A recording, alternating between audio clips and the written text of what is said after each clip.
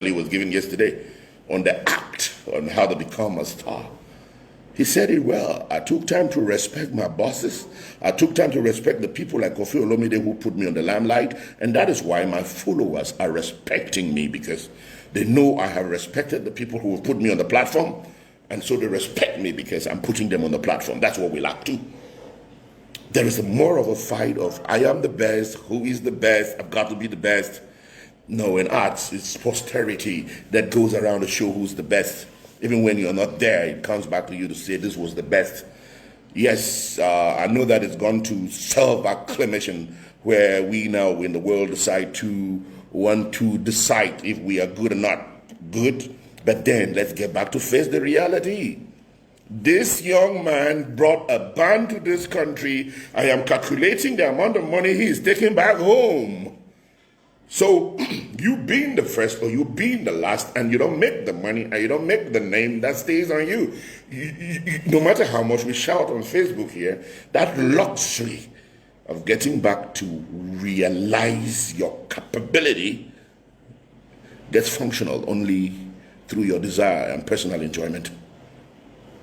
And how much do you consider your desire and personal enjoyment? It's more of economics. What they say, it's either opportunity cost or the propensity of how much you enjoy what you like or how you get it. That's the reason why sometimes we will say that you could be a very rich man, you could have in your house 15 beds, but you sleep only on one bed, and if you got trouble, sleep will not even enter. Sleep will not even enter your head because you got trouble, so it's going to be disturbing you. So there's a simple way we will have to calculate this thing. You, that beautiful artist there who is going to break the ice, there is nobody who is supposed to be your boss.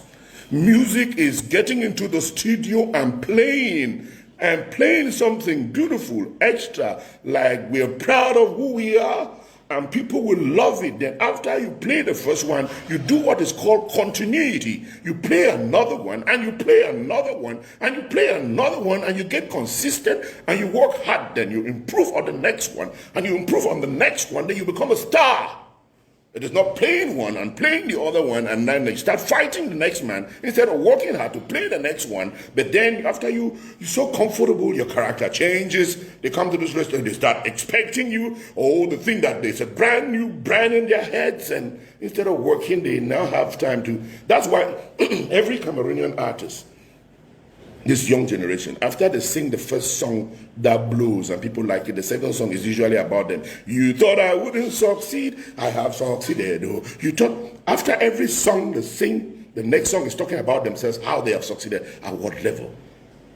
Now that's where they talk, say Adamu came to town to push a truck. Finally he had a bike, then he thought that he was in heaven. So Adamu, who never expected, he came to town to push a truck. When he had a bike, he thought he had succeeded. You can go further and buy a car.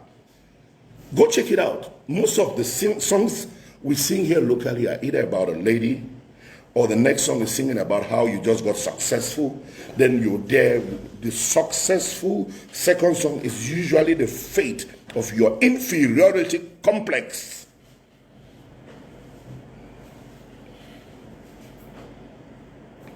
So if you're a true artist and you dreamed about this business, and you didn't just succeed because you saw some other person playing, you're a true artist and you knew and build a career, you're supposed to do this. It's unfortunate.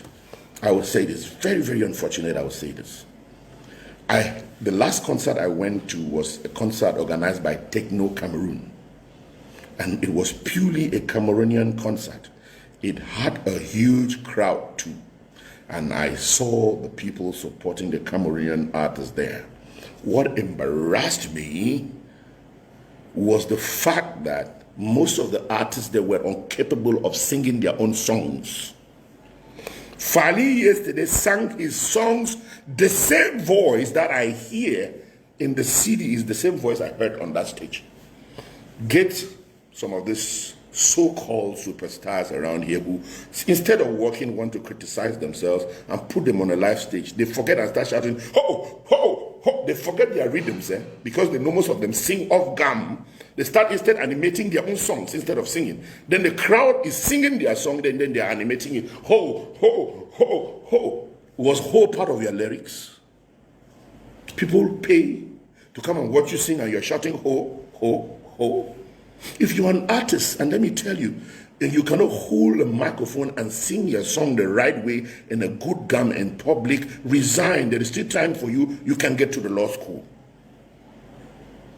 If you are a musician, I'm saying it because I'm a singer.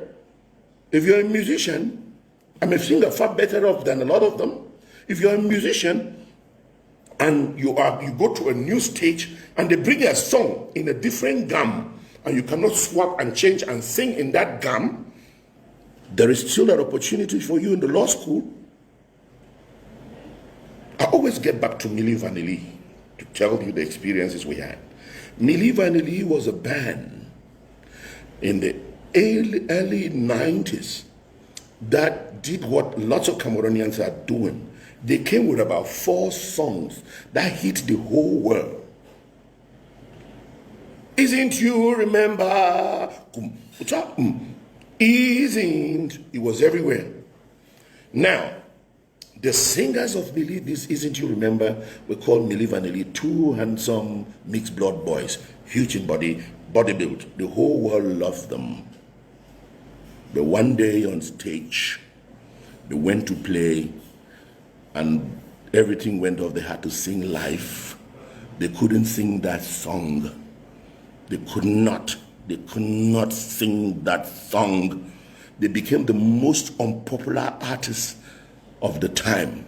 Investigations started and they got to realize that the real singers of that song were not physically healthy. I mean, they were not handsome. So they played the song in the studio. Then they finally took the handsome people to represent the song. The day the world discovered it, that group died. That is what is happening here. Because a lot of people go and you have to start looking on possibilities to go and greet those beautiful music makers in the studios because they do the work. And some people just come to sing because they have money to go there and sing. And some of the times they don't even quote those boys who do the beats. Because the boys suffer. If you listen to some of those songs, you know that they took days and months to prepare those songs. But in those days, it wasn't the beats that was playing. If you had to go to the studio, the instrument they used to, the main recording instrument in those days was called the track machine. And in the track machine, they would do the beats. The bass guitarist will come and play the bass. The rhythmist will come and play the rhythm. The pianist will come and fill. You come and sing. Today, everything is mechanized. That is why even on stage, people cannot perform. Because most of that more songs were programmed. So you see, I keep telling you, if you want to succeed in art, it's not blaspheming, it's not sabotaging your neighbor. It is how you can do a concert. It is how you can sing your